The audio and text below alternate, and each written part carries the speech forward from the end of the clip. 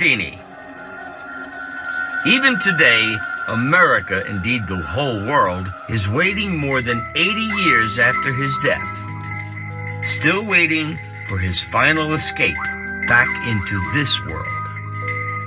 There have been a lot of people who have pointed to Houdini and said that the reason that he went after the spiritualists in the way that he did was because he was some sort of psychic himself.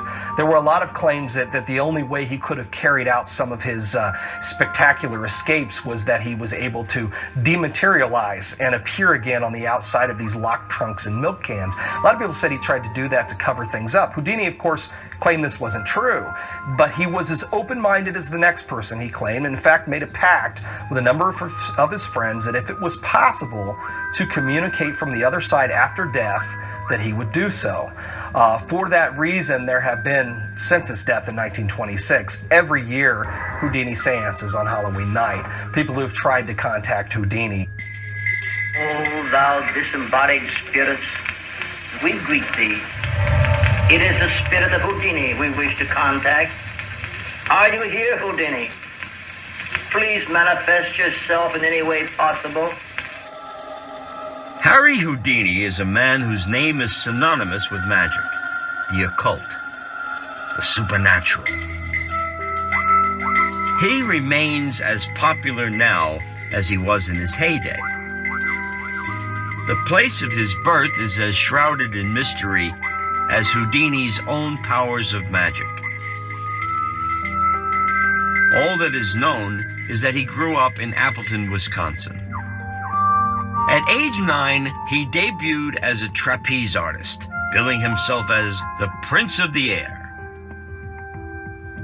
But magic and illusion were in his blood, and by 1899, he was on the vaudeville circuit performing magic and escaping from handcuffs. Houdini boasted that no handcuffs or jail could ever hold him. A boast that was never bested by any police force anywhere in the world. He toured Europe and America, his spellbinding escapes mesmerizing audiences. His daring feats of escape became more elaborate. Straitjackets, sealed milk cans, coffins, each grander and more death-defying than the last. In 1912, he unveiled his supreme escape, a deadly escape that only the master of the supernatural, the great Houdini, could perform. He called it the Chinese water torture cell. The trick was so dangerous, so difficult, that over the years it added to the mystery surrounding Houdini's final days. Legend states he died while trying to escape from the water box. Houdini's death was bizarre, so strange, so inexplicable, that doubts linger 8 decades later over what killed him.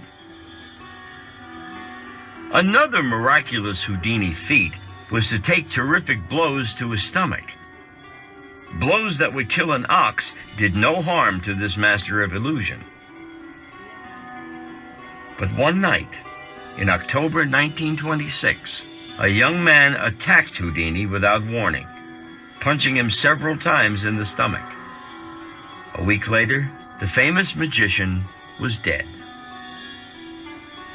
End of story? No way. Tradition had it for many, many years that Houdini died because he had been punched by a young student who'd come to visit him in his dressing room and had caught him unaware. One of the tricks that Houdini could do was to be able to tighten his stomach muscles in such a way that he could withstand really strong punches to the stomach. This student had come to visit him and had asked him, he was very distracted with his mail, the story went, asked him if he could do this. He said he could. The boy then turned around and hit him 3 times. felt terrible about it, but interestingly, even though tradition claimed that this is what caused Houdini's appendix to burst and then to die a short time later, no charges were ever filed against this boy. No investigation was ever done. It was all an accident and a misunderstanding. Yet the stories claimed that that's what killed Houdini. Others claimed that he drowned in one of his water torture tank. All kinds of stories got started. Houdini did have a burst appendix, but was probably already sick before this even happened. He had, about 2 weeks before, had broken an ankle and had been hobbling around anyway. So chances are his rundown condition could have caused him to become sick with something else, to an infection, which caused the appendicitis in the first place. But you can't die from being, or you can't burst an appendix by being punched. It just can't happen. So there have been other stories that have circulated that perhaps Houdini was poisoned, that he had actually created a lot of enemies in the spiritualist movement, which he had. For a number of years, he had been working to expose fake mediums, and there were enough in the spiritualist movement that were questionable, to say the least, that were pretty angry at Houdini. And there were stories that claimed that he had been poisoned, had been given some sort of stomach medicine or given some sort of medicine, perhaps for his broken ankle or something that may have been poisoned. Was the story of the blow to the stomach a cover-up for more nefarious deeds? Whatever the case, Houdini ended up in a hospital, riddled with infection. But as only the great Houdini could do, he held on for 2 days so he could die on Halloween.